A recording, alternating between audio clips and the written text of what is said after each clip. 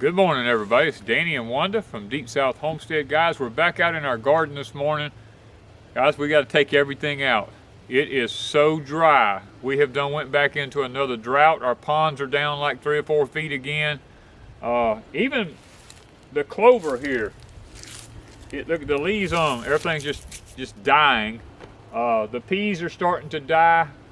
I tilled this yesterday right here. I want you to look at this. It's just dust. So we got some sweet potatoes in here. And we got to pull some vines up. I pulled up a few right here in front of the camera down to like right here. We got to pull the rest of them vines up, and then I've got a big surprise coming for whenever we get ready to dig it. A gift from a subscriber, I'm hoping, is going to make mine and Wanda's life a lot easier when it comes to digging sweet potatoes. But before we reveal to you what it is, we're going to go ahead and see if we can't get the rest of these vines pulled up and get them to the cows. And this right here is a clover that I planted probably 25 years ago, maybe even longer than that, probably close to 30 years ago. And you can't, it just breaks off level with the ground. You can't pull it up. So it's a great cover crop. I'll tell you that. Once you get it, you've got it. But anyway, we're going to start pulling up some vines and get this thing ready to bring in the new surprise about how we're going to get these sweet potatoes out of the ground.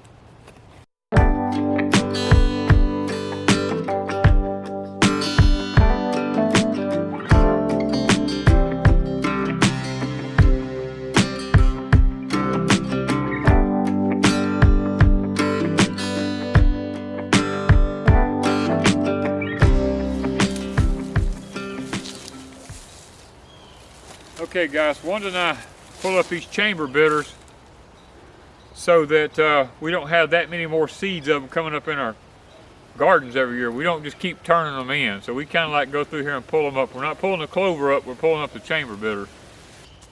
All right guys, that didn't take too long, maybe 10 minutes or so. So we got it cleaned up, ready for the surprise.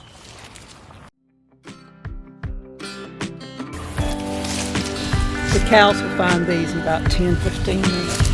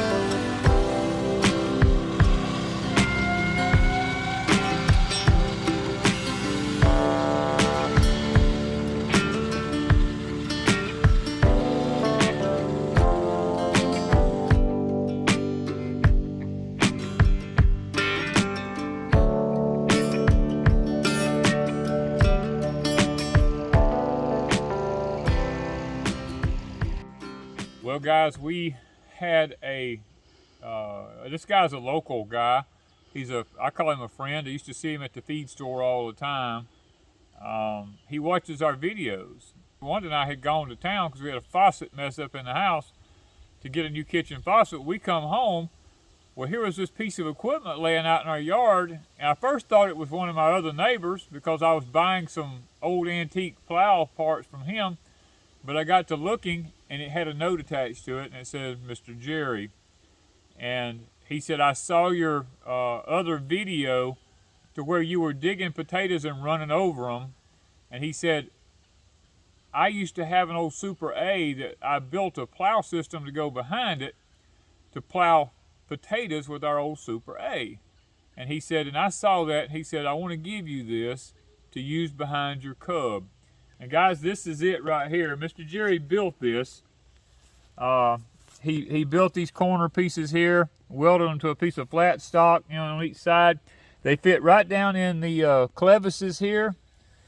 And he had the number 16 plow shank that goes behind it here. He had all this here he gave me. Now he had a big old plow on it, but the point was kind of wore off on it, and I got to do some grinding to get it back to where it needs to be. But I had visited an older farm here the other day and bought all the man's antique stuff out of his barn, an elderly gentleman, and this plow happened to be there, and I knew that Mr. Jerry had given me this system, and the plow point he had was wore a little bit, and I said, well, I'm just going to go ahead and buy this plow system and all to use here on our farm. So I bought it. It fit the shank perfectly. Guys, I tell you what, things like this, people never know what it means to me and Wanda, because if this makes digging potatoes easier for us as we get older, then that's going to be a huge plus for us. And things like this mean more than money or anything like that would ever mean to us, because this makes our life a lot easier here on the homestead. And two, guys, it's a piece, it's an artifact. It's the way I look at it. Mr. Jerry built this. Another man put his time and his effort into designing and building this, and because of that, that makes it even more special to me, is that it wasn't factory made. An individual sit down and took time and figured out how to make this happen, to make their life easier, and now that they don't use that anymore, they've actually donated it to us to make our life easier, and that means the world to me. When I get parts for the Cub tractor here, it just means a lot to me, because this is part of my history, and it's part of a lot of different people's history, and we're able to keep that history alive. And that's one thing I love about this. You know, I guess one of the other things I love about this so much is the simple fact it took me less than, I don't know, time to hook this up was like 4 or 5 minutes, and to run down this row, maybe a minute and a half to 2 minutes. It would have took me and Wanda a long time on our hands and knees to dig this. Now all we got to do is, you know, I'll take a rake to rake the dirt back, but now all I got to do is just walk down through here basically and pick up potatoes and rake the dirt back a little bit and look for the ones that's under the dirt. That's a whole lot easier than getting on my knees crawling around in the dirt, you know, jobbing in the ground. And this ground's like concrete right now.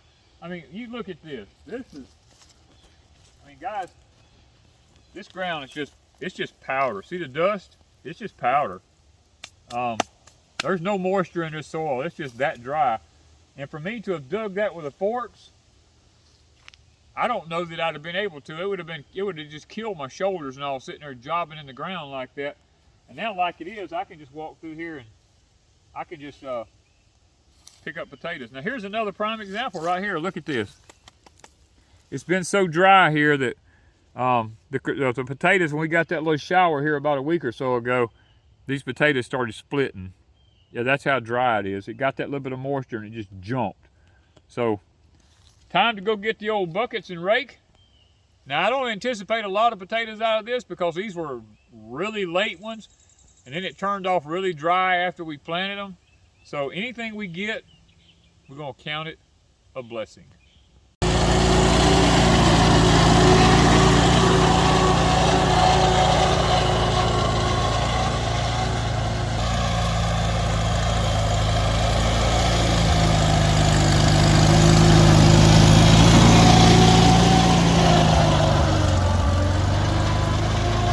Guys, I did a couple of extra passes just to see if there was any vine potatoes out to the sides, and we got a few. It's just a couple little handfuls there, but I actually learned something else. By taking that tractor and making 2 passes, I can throw up a pretty big, nice little old bed right here. If I needed to be able to have a bed to plant on, I could use it for that. So that was kind of interesting. I always learn something whenever you're using a new piece of equipment. But anyway, I want to say thank you to Mr. Jerry for the piece of equipment to go on the back of the Cub here, because it does make a difference. And I'd like to thank the gentleman that allowed me to come to his farm whenever they were selling off all their old stuff and allowing me to purchase the plows and the other antiques that I purchased from him. The fact that, he allowed me to come onto his farm and to purchase stuff without putting it out publicly, let me have first opportunity at it. I want to say thank you for that. And guys, it's always a joy to work in the garden and harvest fresh food. And that is what we're all about, is growing as much of our own food as we can. I also want to bring to everybody's attention the types of potatoes we have here. Now the white potatoes, we only got one from the white potatoes. They just didn't do anything. And our potatoes, we just got like maybe 4 or 5 of ours. And then Mr. Owl's, which was the Evangelines, we found out later on, if it hadn't been for his potatoes, because see, his are nice potatoes. That's good eating taters there. If it hadn't been for his potatoes that we planted this year, guys, I'm of the persuasion right now we wouldn't have had any potatoes, because his potatoes outperformed anything we had. So from this point forward in our gardens, we'll only be growing the potatoes we got from Mr. Owl's, which was the Evangelines. That's the only one we're going to be growing, because they proved to me this year through the drought conditions that we've had that they produced abundantly big potatoes. And ours, I mean, same conditions. I mean, look at the difference. This is compared to this. I mean, fertilized the same, everything's the same. There's no doubt. There's no question. From now on, we'll be growing the Evangelines from Mr. Owl.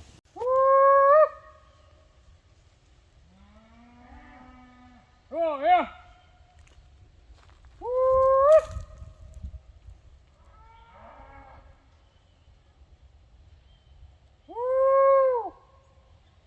Come on here, Mr. Dexter. Woo!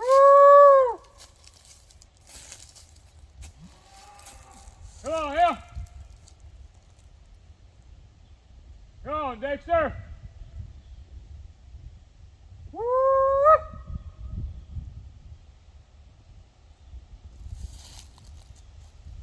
Woo!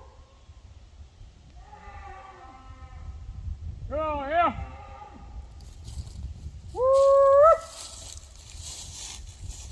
Come on here. Woo! Woo! Come on here, Miss Dixie. Come on here. Woo! Come on here, Miss Dixie. Come on here. Woo! Come on.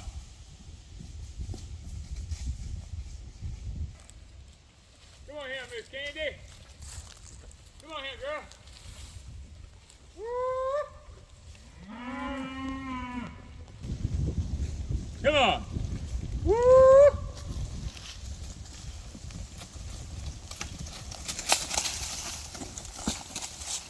Come on here, Miss Dolly. I know, you're pregnant, you're gonna make it. Come on.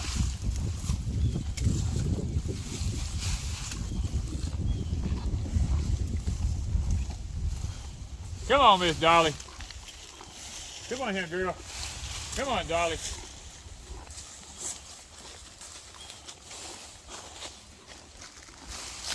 You doing, little Duke? Hey, boy. Where's my baby boy? Huh? You doing, baby boy? Little Duke likes that, don't he? Yeah, Duke loves it. He's getting him some little horns. Yep, he's getting some little horns. That's a Dexter in him. There's Miss Trixie. Too. Yeah, she looks stocky. She's eating good too. Oh yeah. And Mr. Dexter likes sweet potatoes and peas. Stay with your buddy. Stay, little buddy. You and your buddy, huh? Stay, little boy. Huh? Stay, Mr. Buddy. Did somebody knock you down in the mud? He looks like he's rolled in it. It does. It looks like he rolled in the mud. We ain't got no mud. Where would he been? In that swamp bottom. Oh, he laid down and went to sleep.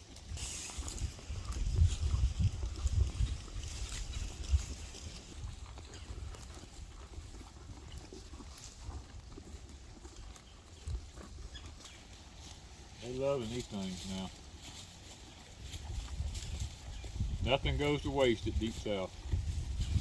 Well guys, we're over here this morning. I've set out 12 cabbage plants right here. And then I've got my Cozazel zucchinis back here. I hope it's not too cool on them. We're going to try them here and see. They get the evening sun. They don't get the morning sun. Because everything's been just burning up. And this is all, just like everything else, everything is just powder, you know. So I'm hoping that by putting them in the shade here and they only get the afternoon sun, especially this cabbage, maybe it won't be too hot on it, and it'll get, because this morning actually we're in the mid 40s chill factor with the wind blowing, which is, it'll, trust me, in the Deep South in just about an hour it'll be warm again. So we're trying to get this where maybe it will survive any kind of heat or problems we have. We're going to have to keep it watered though till we get a rain. And we have a water faucet up on the back of the barn up yonder we can run down here to water with. So we'll probably have to keep doing that on and off until it rains. I put up a video yesterday about the Thelma Sanders above ground sweet potatoes. And a lot of people commented and said, that doesn't look like mine. Well, I went online and looked. Doesn't look like mine either.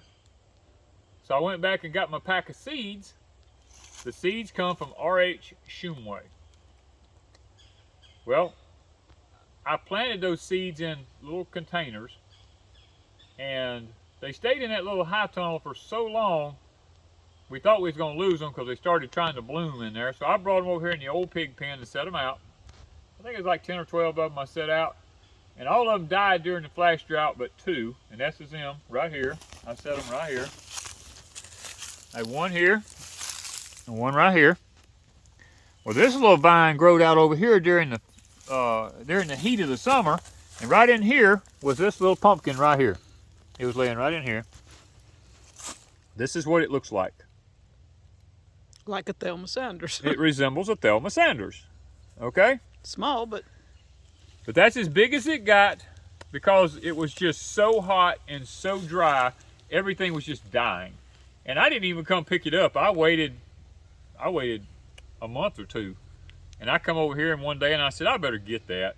And I got it, and the little old vines had grown right over here. And they had kind of made it right into there, and I said, well, they're probably going to die anyway, so I just didn't even fool with them. Well, we started getting a little rain, and then they picked up, and then they started continuing to grow. They went over here, they went around behind the building, come back up over here, and just kept growing. And then they started growing down the fence rows and everything. Well, guys, the other things that's growing on them don't even look like this one. Now that's what's crazy to me. All the new little pumpkins don't look like this. So Wanda and I thought maybe, just maybe, it was a Cherokee tan. But the leaves don't resemble a Cherokee tan. A Cherokee tan has variegated white all in them in here. These, whatever they are that's growing here, they resemble a Cherokee tan pumpkin, but they don't look just like a Cherokee tan. Let's look at one down here that's almost right. Yeah, see now, here's what we got growing here. Let's look at this. There we go, right there. This one is sunk in. And it has the deep veins. And rough exterior. Rough texture with these little knots all over it like and this. And it pooches at the bottom. Yeah, it's pointed at the bottom. This one is pointed at the top, unlike this one, and flat, sunk in. So. And then this is smooth compared to this is rough. This is rough, very veiny on top. But now our Cherokee tan leaves would have had white streaks all in it. Variegated all in this here. So this is some type of winter pumpkin, small pumpkin.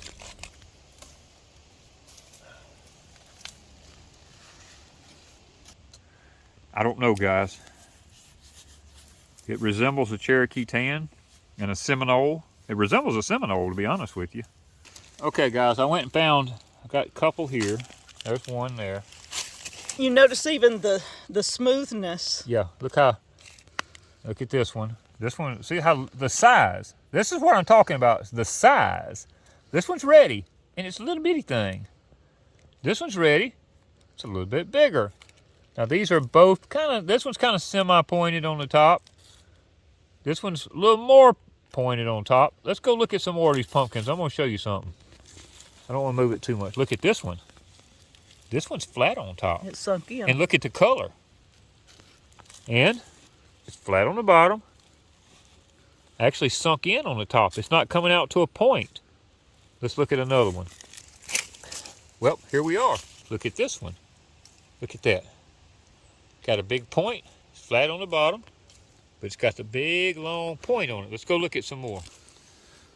Now all of these come up to a point hanging on the fence. This is over on one side of the pumpkin, like it wanted to make a neck or something.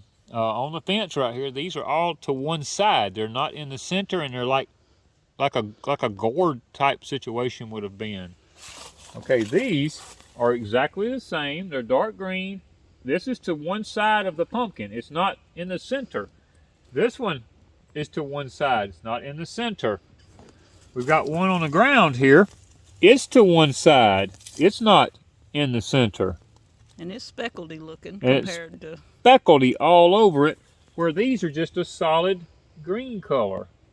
Okay, here's another one hanging on the fence. If you was to say, well, it's pointed because it's hanging on the fence, or it's this, or it's that. No, look at this. This one is pancake shaped. Look at it. It doesn't have a long point on the top of it, and it doesn't have a point on the bottom. I mean, it's flat, but it's round. And it's hanging on the vine. And it's hanging on the fence. So it didn't. So it's not because it's hanging. Let's look at the one laying on the ground. Look at this one. Laying on the ground. It's pancake shaped. It's flat on the top, flat on the bottom. No point. Okay, guys. We're back over here to our original ones we picked up. I mean, guys, I have no answers. All these come off the same plants here. And I've just showed you all the different looks of these same pumpkins on these same plants. Now, I've not found another one like this. That one was definitely on that plant right over there that I first showed you. I don't know. All these on this side have the hump on them. Yeah. Well, even these right here beside me don't have a hump. Those are flat. This is flat right here. And these are flat. So the two vines... But now this one came... Oh, no. This one, I'm sorry. Came off the fence. It came off the fence with the flat ones. So... They're good little pumpkins. They're good. I mean, I mean, you look at them. I mean... They're prolific. They're very prolific, and they grow really great. Now, we ate one of them. Was it good? The answer is definitely yes. It was fantastic. Okay, guys, we're over here at our compost pile. And this is where we throw some Cherokee tan seeds out. This is a true Cherokee tan vine. These have 100% of the leaves that are variegated looking like that, or not necessarily variegated, but got the color in them like that. Not one leaf on this other pumpkin system that we were looking at has that. And these are like 100%. Every one of them has those markings on them. So we know that's not a Cherokee tan growing over there. All I can tell you guys is that when they grew the Thelma Sanders seeds at that place, they cross-pollinated with something else. I don't know what. Well, there's no consistency. There's the flat tops and the flat bottoms, the long pointed, they're pointed to one side like a gourd almost, and then there's some that's pointed in the middle right here. These are all perfectly in the middle. There's no consistency, which tells me when you have when something's not consistent, it means that it was cross-pollinated, and traits of the mother plants are coming back out in this. Now, I'm going to have a buttload of seeds. But we don't know what they are. But when I plant them, I have no clue. We can't sell them because we wouldn't know if they would revert or they would come back. Yeah, because I've been telling people we're going to sell the Thelma Sanders seeds. But now, guys, I don't know. Because they don't look like that. Because I don't know what I'll get. I mean, if they were all this, it would be possible. It would, yeah. If they were I'm not all even like sure this, that's the Thelma Sanders. No, that don't even look like a Thelma Sanders. That don't even look like I mean, it. that's not even what we saw online. That don't even resemble it. But to know that all of these, I mean, you see the different ones and it's all the same vines. There's no consistency. Nothing we got looked like Thelma Sanders. No, nothing we got looked like a Thelma Sanders. Or what we saw online, let's put it that way.